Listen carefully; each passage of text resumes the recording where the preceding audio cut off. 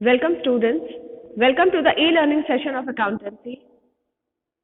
In the previous session, we had started with the first chapter, that is not-for-profit organization. In that session, we had covered the basic part about the introduction of the not-for-profit organization. What are the different types of accounts they have to maintain? Receipt and payment account, income and expenditure account, balance sheet, wherein they have to make opening as well as closing balance sheet, and other basic topics we had covered in that. In continuation with that with the same topic, in today's session we'll cover the accounting aspect. That means we had discussed the receipt and payment account, what is it, and what is an income and expenditure account. But in today's session we'll do the practical part. That means the accounting will solve a question to see how it is prepared. Okay, how receipt and payment account is prepared, how income and expenditure account is prepared.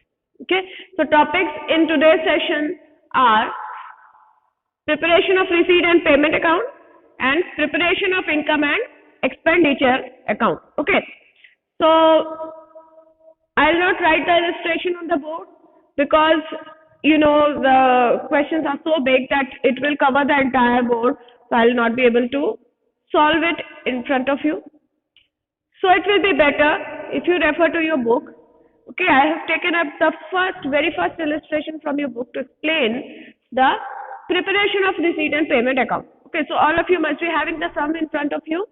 It is on page number 1.5. Okay, it is on page number 1.5 in your book DK Gold. Okay, so illustration 1. Let's see the sum. Now, from the following particulars relating to Rotary Club, New Delhi, prepare a receipt and payment account for the year ending 31st March 2019. Okay, now before I read the sum any further, you must remember that when I talked about receipt and payment account in the previous session, I had already told you that in that account, we do not differentiate between capital and revenue items, and we also do not differentiate between current, past and future items.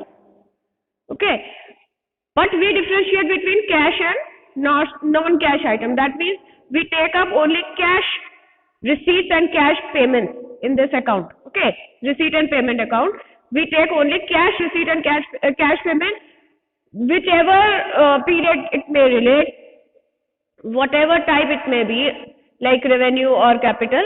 But if it is received in the current period, we'll record it. ठीक है, तो अगर आज आपको मिल रहा है पैसा या आप पेमेंट कर रहे हो, चाहे वो किसी भी पीरियड से रिलेटेड हो, आप उसको रिकॉर्ड कर सकते हो, चाहे वो रेवेन्यू आइटम हो, चाहे वो कैपिटल आइटम हो. ठीक है, लेकिन नॉन कैश आइटम हम यहाँ पे रिकॉर्ड नहीं करते हैं. सिर्फ इतना सा छोटा सा इंट्रोडक्शन है रिसीट एंड पेमेंट अकाउंट का. Okay, now let's begin.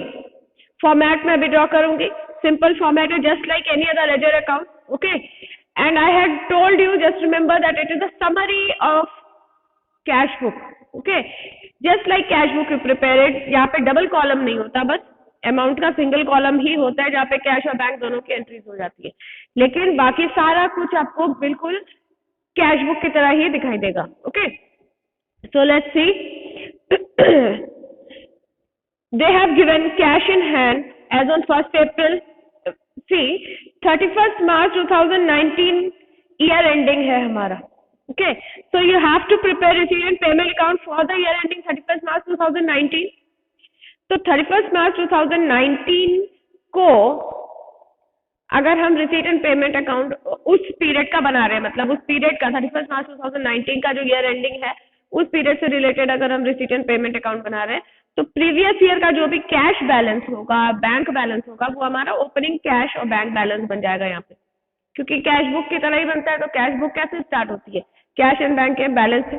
ठीक है, उसके बाद जैसे जैसे एक एक आइटम आएगा हम लोग उसको डील करते जाएंगे. Okay, so we should not waste any further time in reading the question because no adjustments are given in this question. Simple एक आपको form of trial balance type का दिया हुआ है.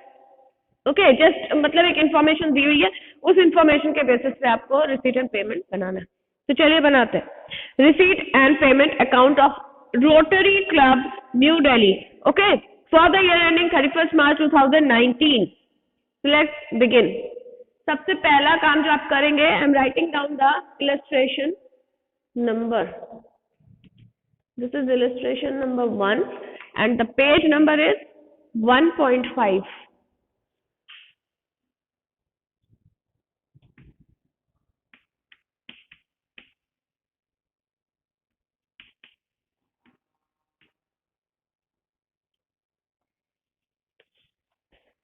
Okay, सबसे पहले first of all you will draw the format. You will write over here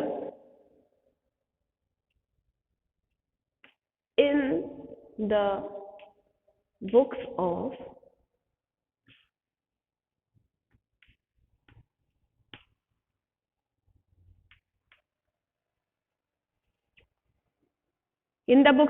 Rotary Club receipts and payment account.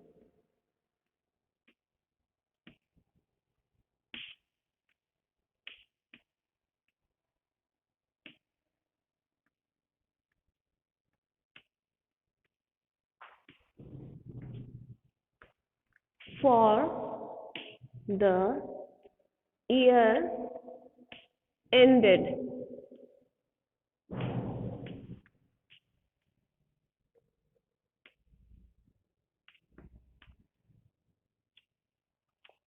for the year ended 31st March 2019.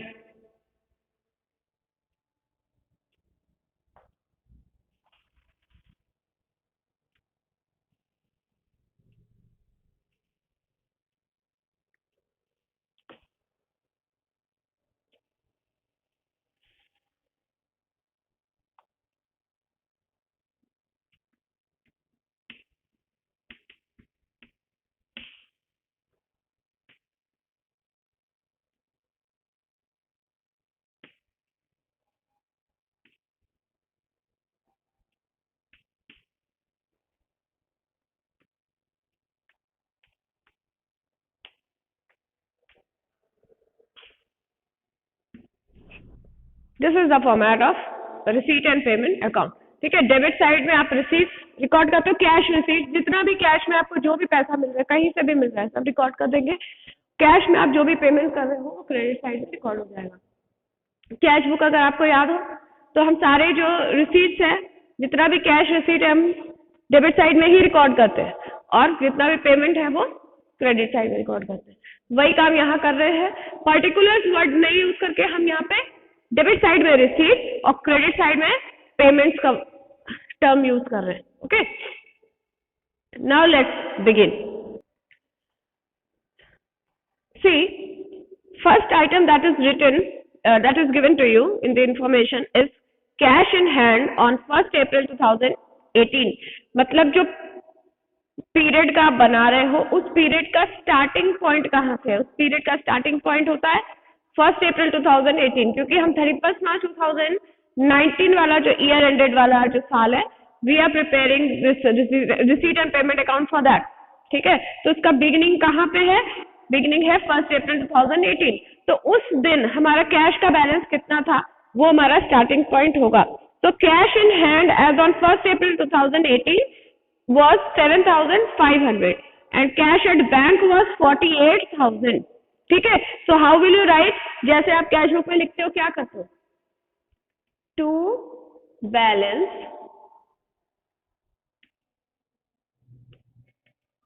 brought down, to balance brought down as on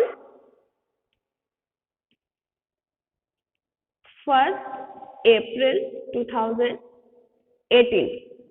ठीक है, 1st April 2018 cash का balance हमारा है 7,500 का और bank का 48,000।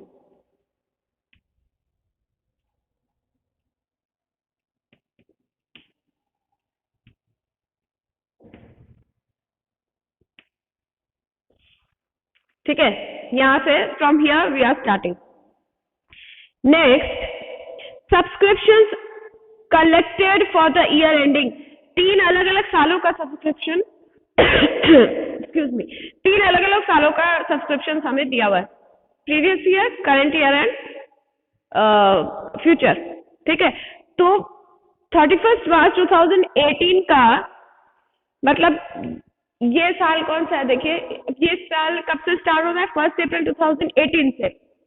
तो 31 मार्च 2018 हमारा प्रीवियस ईयर एंड हुआ था। ठीक है, तो उस साल से रिलेटेड हमें जो सब्सक्रिप्शन इस साल मिला है करंट पीरियड में वो है 15,000। Will we record it? Definitely, क्योंकि वी हैव डिसाइडेड कि we will record all the receipts whether it relates to current period or it relates to past period or it relates to future period। तो किसी भी period से related हो हमें record करना है। ठीक है, तो अगर सब्सक्रिप्शन मिल रहा है तो आप क्या लिखेंगे, 2 सब्सक्रिप्शंस, 2 सब्सक्रिप्शंस। ठीक है, 2 सब्सक्रिप्शंस। और इसमें आप चाहे तो वर्किंग नोट पे भी दिखा सकते हैं। ठीक है, वहां पे अगर आपको इन्फॉर्मेशन देनी है, it will improve your presentation, तो वहां पे दिखाना चाहिए आपको। I am writing over here for the period, कौन कौन सा पीरियड है हमारा, देखिए ईयर एंडिंग 31 मार्च 2018 का कितना मिल रहा है,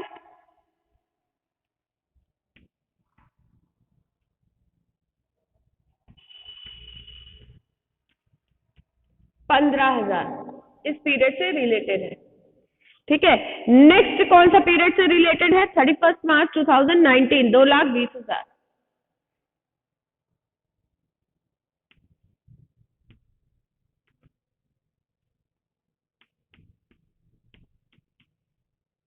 मतलब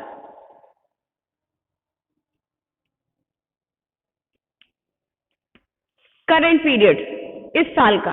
ठीक है, इस साल से रिलेटेड 2,20,000 मिला है, पिछले साल से रिलेटेड 15,000 मिला है हमें, और फ्यूचर पीरियड जो आने वाला साल है 2020 उससे रिलेटेड 6,000 मिला है।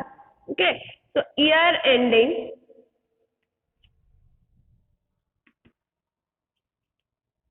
31 मार्च 20 इट इज 6,000। ठीक है, add it up, you will get, just see how much we are getting,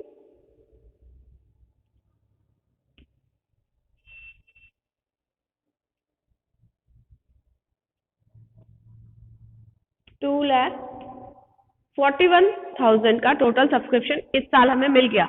लेकिन इस साल मिला है, हमने पूरा का पूरा रिसीट एंड पेमेंट अकाउंट में दिखा दिया, लेकिन सारा का सारा इस साल से रिलेटेड नहीं है। ठीक है, नेक्स्ट, डोनेशन रिसीव 25,000, क्या हम यहाँ पे दिखाएंगे? बिल्कुल दिखाएंगे, although it is a capital item, लेकिन हम यहाँ पे दिखा देंगे। ठीक है, क्योंकि वो किसी भी तरीके का कैश रिसीट है, हम दिखाएंगे। तो 2 डोनेशन,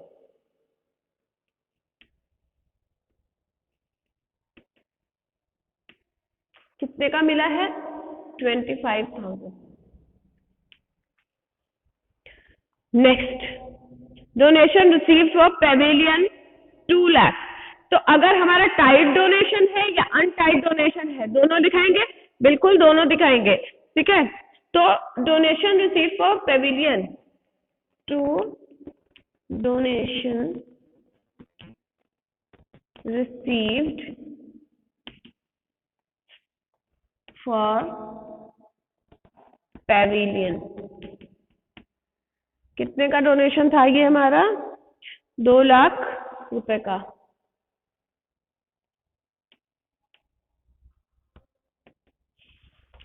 ठीक है, तो 2 लाख रुपीज का पेविलियन है। As I will be telling you, I haven't told you yet कि कुछ स्पेशल आइटम्स जैसा कि मैंने आपको बोला था कि हम लोग डिस्कस करेंगे, है ना, लेकिन वो अभी नहीं डिस्कस करेंगे, just after completing today's session will discuss. Okay, क्योंकि अभी बहुत सारे ऐसे आइटम्स आते जाएंगे।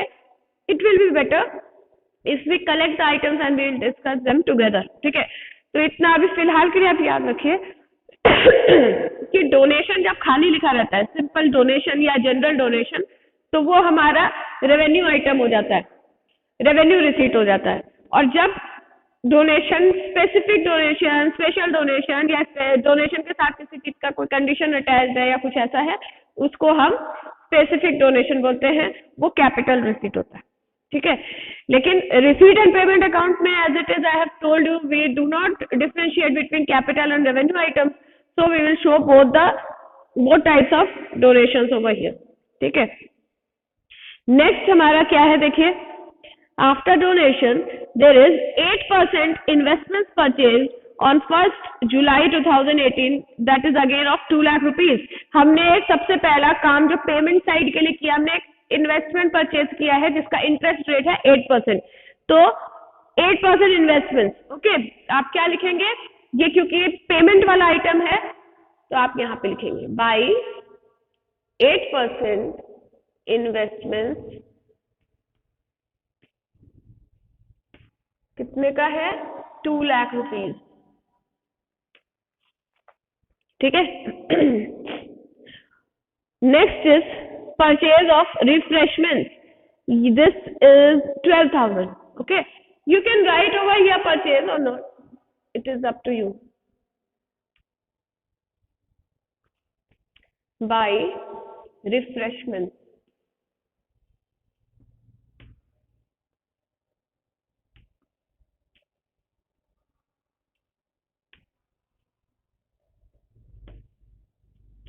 I think it is 12,000.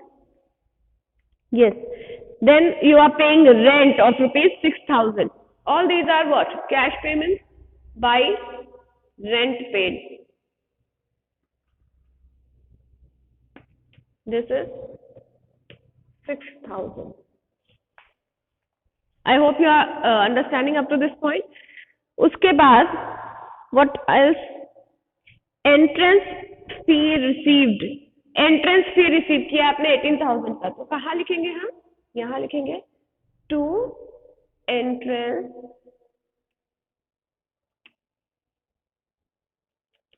Fee received 18,000, okay. उसके बाद honorarium to secretary, this is the payment you are making, okay। honorarium to secretary लिखा है ना, मतलब the organization Rotary Club is paying to its secretary honorarium. It is a special payment given to secretaries and such senior people, okay। honorarium is 10,000, it is a revenue item, okay। so by honorarium,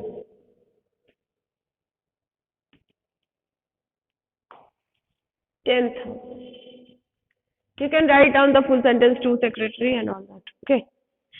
Next, interest on 8% investment 9,000, ये क्या बता रहे हैं, ये जो 8% investment आपने खरीदा था उस पर आपको 9,000 रुपए का इंटरेस्ट मिला है, ठीक है।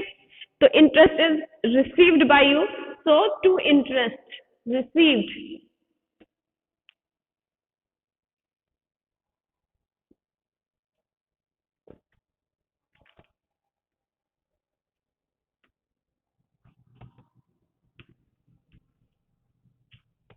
how much,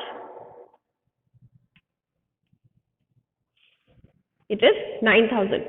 Now as you can see the board, my debit side or the receipt side is full, okay, I have no space left. So let's see, first let me complete the payment side also and then I will rub some portion, okay। Next, furniture purchased, कहाँ का item है ये, payment side का, capital है कि revenue, capital item है, record करेंगे, yes. Purchase of furniture 20,000 buy furniture purchase,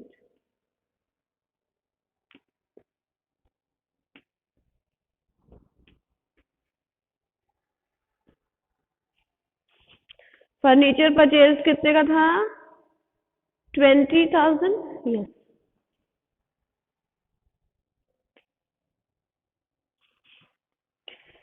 next, sale of old newspaper, देखिए sale of old newspaper is an item of receipt, ठीक है। I don't have space so I am leaving it out, okay, just for a while.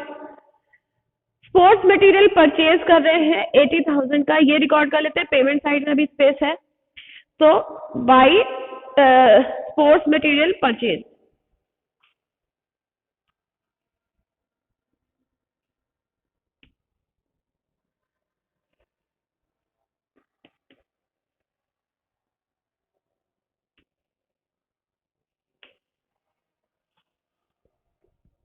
कितने का है sports material आपका? 80,000 का।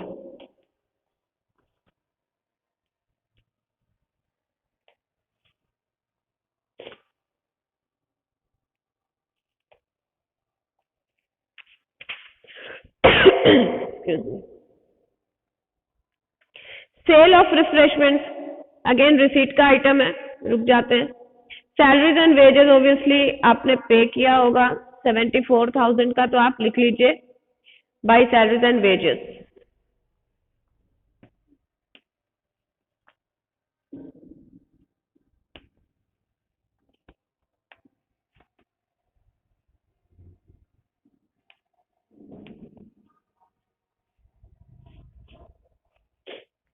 Okay, उसके बाद आप देखिए क्या लिखा हुआ है, sports expenses included unpaid expense of 5,000। क्या अनपेड यहाँ पे आएगा? नहीं आएगा। क्यों? क्योंकि मैंने सिर्फ क्या कहा है आपको, सिर्फ कैश पेमेंट और कैश रिसीट आता है। जो पे ही नहीं हुआ या रिसीव ही नहीं हुआ उसको हम यहाँ नहीं रिकॉर्ड करेंगे, चाहे वो रेवेन्यू हो या कैपिटल हो, ठीक है। तो अगर अनपेड है 5,000 रुपीज का, वो रिकॉर्ड नहीं होगा। आएगा क्या यहाँ पे? सिर्फ 20,000 का जो कि पेड है, ठीक है। तो sports expenses will come for only 20,000। तो बाय स्पोर्ट्स एक्सपेंसेस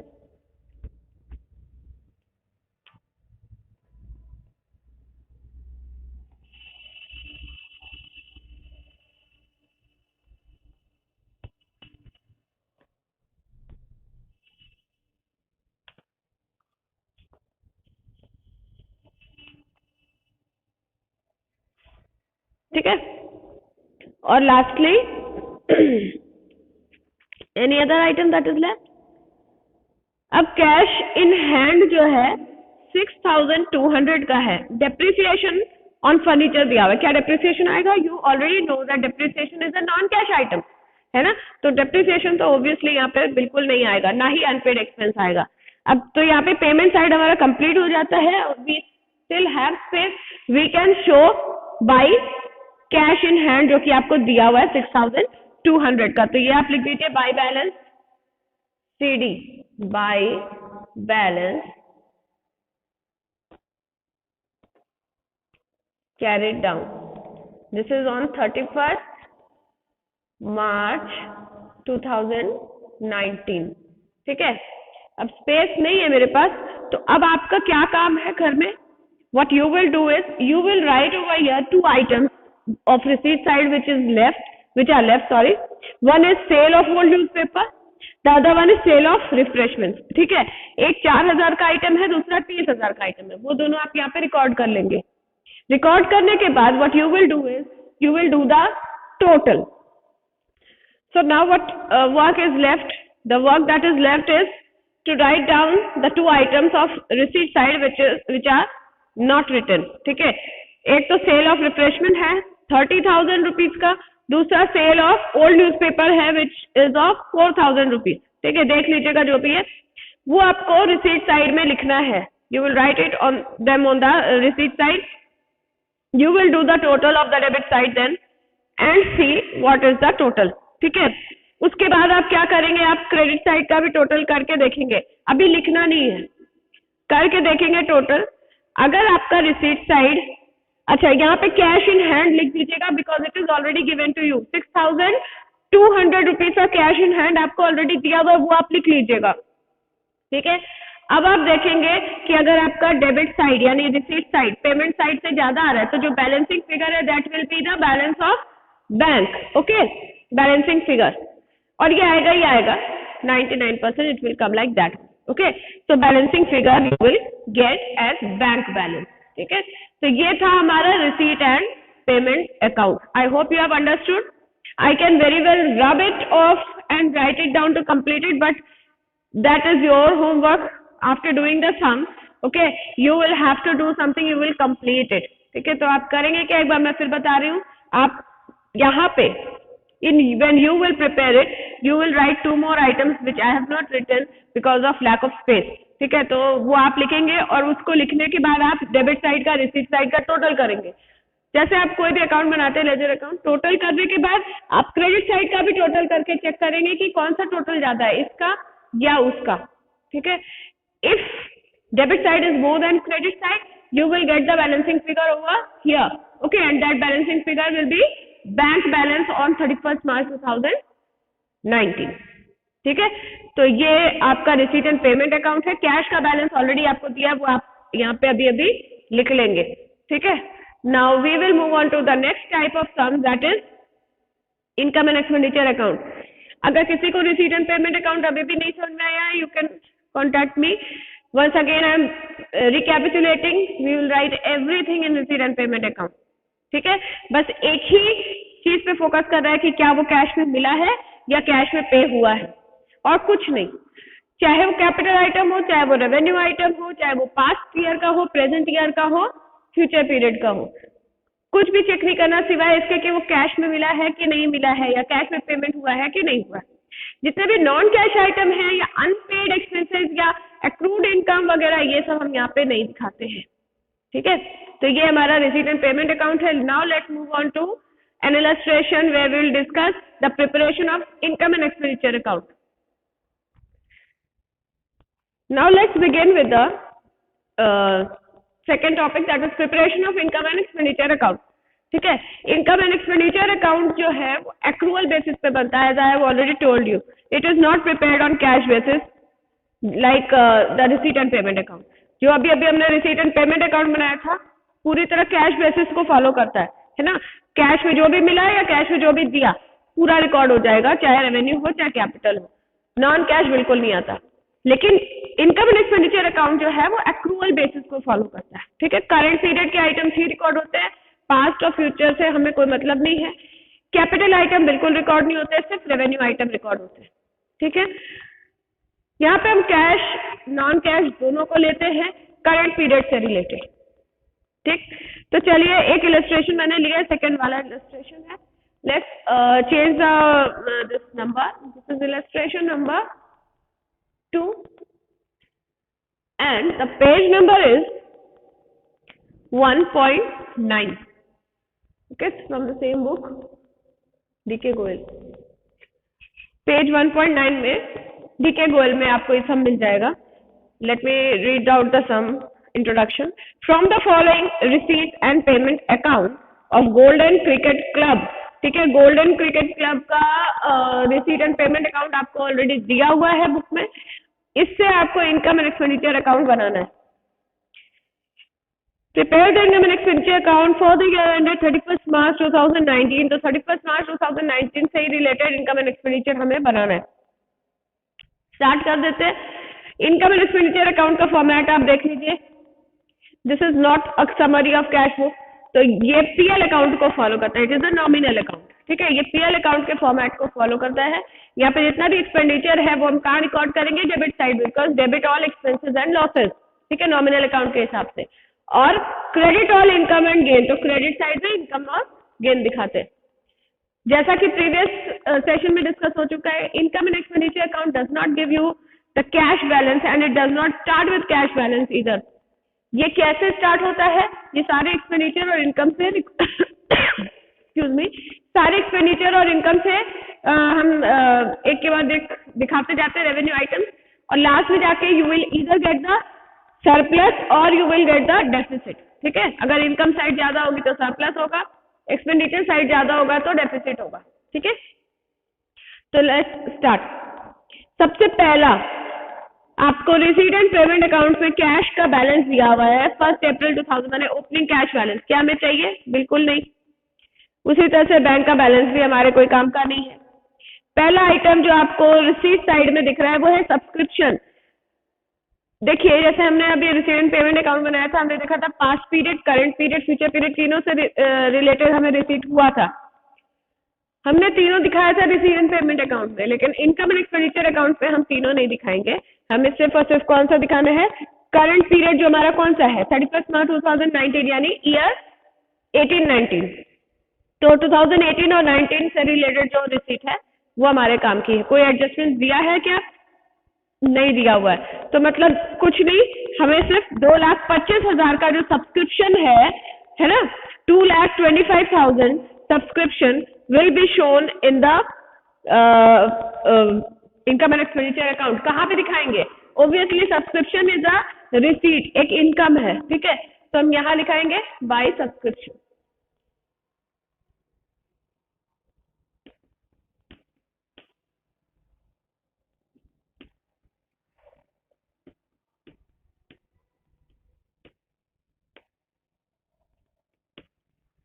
$2,25,000 का सब्सक्रिप्शन, ठीक है। टू डोनेशन फॉर बिल्डिंग 60,000 का डोनेशन मिल रहा है हमें बिल्डिंग के लिए। क्या ये स्पेसिफिक डोनेशन है या जनरल डोनेशन है? ये स्पेसिफिक डोनेशन है। मैंने क्या बताया आपको कि जनरल डोनेशन रेवेन्यू आइटम होता है। अगर ये जनरल डोनेशन होता तो हम यहाँ दिखाते, लेकिन ये स्पेसिफिक डोनेशन है, ये एक कैपिटल आइटम है, हम यहाँ नहीं दिखा सकते। ये कहाँ जाएगा? ये बैलेंस शीट में जाएगा, क्योंकि you will show it in the liability side, या ये यहाँ पे नहीं आएगा, ठीक है। तो डोनेशन फॉर बिल्डिंग 60,000 हम अपने इनकम एंड एक्सपेंडिचर अकाउंट पे नहीं दिखा सकते, रिसीट एंड पेमेंट अकाउंट में दिखाते हैं और बैलेंस शीट के लायबिलिटी साइड में दिखाएंगे। एंट्रेंस फी 23,000 का है। एंट्रेंस फी जो है उसके बारे में हम डिस्कस करेंगे।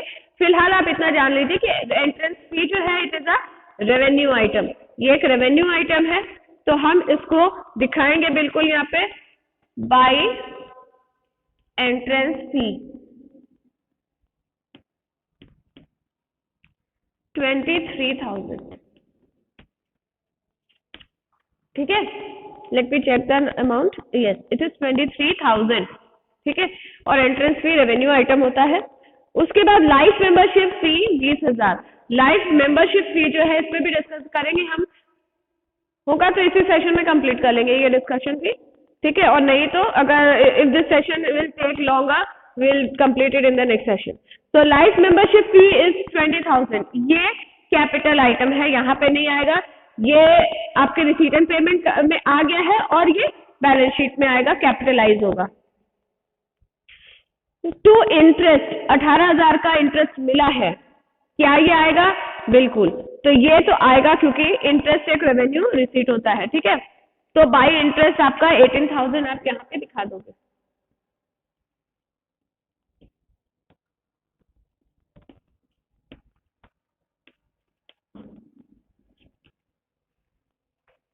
नेक्स्ट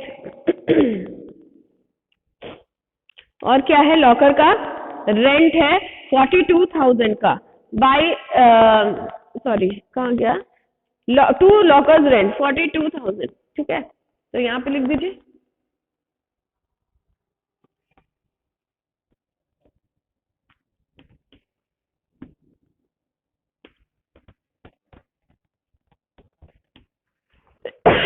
लॉकर का रेंट एक रेवेन्यू आइटम है तो आ जाएगा। उसके बाद आप देखिए कि रिसीट साइड में और कुछ है क्या? नहीं, कुछ भी नहीं आ रहा है। आप टोटल कर लीजिएगा बाद में, सॉरी रिसीट नहीं, इनकम साइड में। अब एक्सपेंडिचर साइड में यानी पेमेंट साइड में आप देखिए क्या क्या दिया हुआ है। प्रिंटिंग एंड स्टेशनरी 38,750, 38,750 का प्रिंटिंग एंड स्टेशनरी आएगा, बिल्कुल आएगा, लिख दीजिए। टू प्रिंटिंग एंड स्टेशनरी कितने का है? 38,750, 750, ठीक है। लाइटिंग आएगा, रेट्स एंड टैक्सेस सब आएगा। तो टू लाइटिंग कितने का है हमारा? 26,250।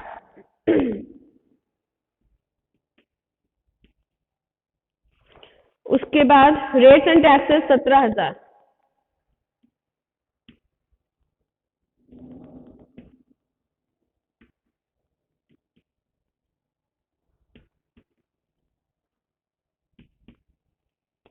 ठीक है। कोई एडजस्टमेंट दिया नहीं है तो हम एज इट इज लिख देंगे। टेलीफोन चार्जेस 2600 का दिया हुआ है हमें, ठीक है, लिख दीजिए इसको भी।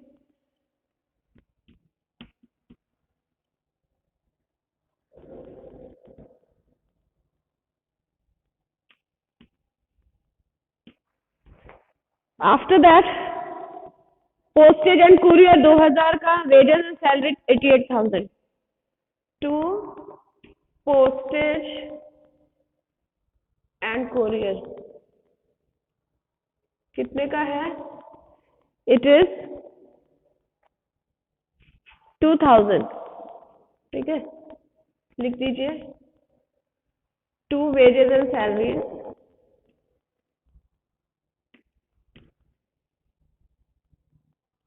88,000। अब एक चीज ध्यान दीजिएगा, ऐसा नहीं है कि सारे जो बल्क अमाउंट है वो कैपिटल आइटम होते हैं, ऐसा नहीं है। आइटम आपका रेवेन्यू है, सैलरी जो पेमेंट है वो रेगुलर पेमेंट है, ठीक है, it is not a one time payment. तो ये आएगा 88,000 का। By insurance premium 15,000। Insurance premium भी आपका रेवेन्यू आइटम होता है। To insurance premium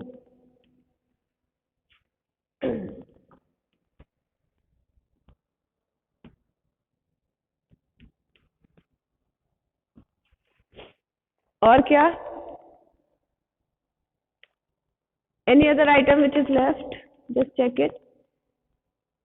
purchase of furniture आएगा क्या 2 लाख रुपए का? बिल्कुल नहीं, क्योंकि ये कैपिटल आइटम है ना। जब रिसीट एंड पेमेंट अकाउंट हम कर रहे थे अभी, तब भी हम बात की थी कि परचेज ऑफ फर्नीचर वहां दिखाया था, क्योंकि वहां कैपिटल रेवेन्यू दोनों दिखाते हैं, लेकिन इनकम एंड एक्सपेंडिचर अकाउंट में हम सिर्फ रेवेन्यू आइटम दिखाते हैं। तो यहाँ पे परचेज ऑफ फर्नीचर नहीं आएगा। ये कहाँ जाएगा?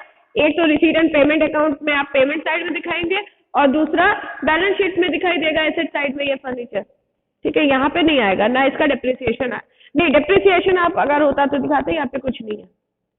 तो आप to surplus excess of income over expenditure, ये आपको देखना होगा कि आ रहा है कि नहीं। अब आपको देखना है कि आपका इनकम साइड अगर ज्यादा है तो यहाँ पे सरप्लस आएगा, और ये ज्यादा है तो यहाँ पे डेफिसिट आएगा, ठीक है। तो आप टोटल करिए, देखिए टोटल कितना आएगा।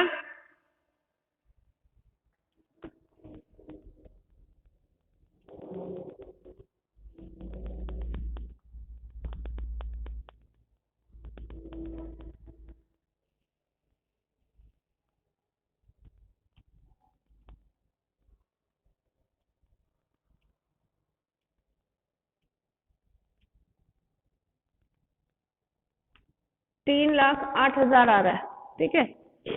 3,08,000 का आपका टोटल आ रहा है, और इधर में आपका जो भी आएगा देख लीजिएगा।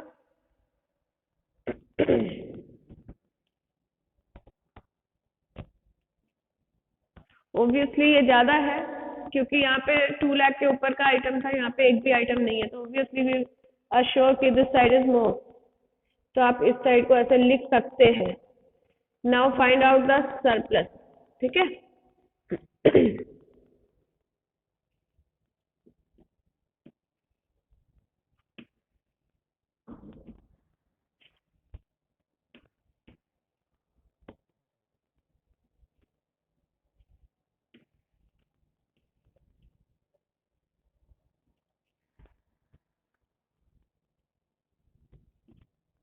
Surplus of income over expenditure कितना आ रहा है आपका?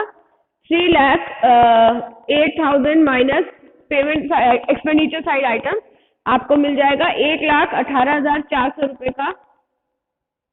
देख लीजिएगा, ठीक है, 1,18,400। I have written it from the book. You can just cross check and find that also. ठीक है, बैलेंसिंग फिगर जो है ये हो जाएगा 1,18,400। Just cross check it whether the calculations are correct और नॉट। तो ये तो था हमारा इनकम एंड एक्सपेंडिचर अकाउंट। इस तरह से आपको बनाना है। ऑब्वियसली इसमें बहुत सारे एडजस्टमेंट्स आते हैं जो हम लोगों ने अभी डिस्कस नहीं किए हैं, जो कि क्लास में रेगुलर सम में हम डिस्कस करेंगे, क्योंकि everything can not be discussed in this session. Okay, you have just learn the basic methods of preparing the two account, ठीक है।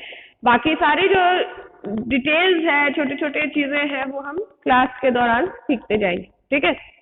In the next session will cover some basic item and certain important topics from the chapter. Okay. If you don't understand anything, you can ask me, practice more sums from income and expenditure and receipt and payment account. And if you face difficulty, you can contact me. Thank you so much.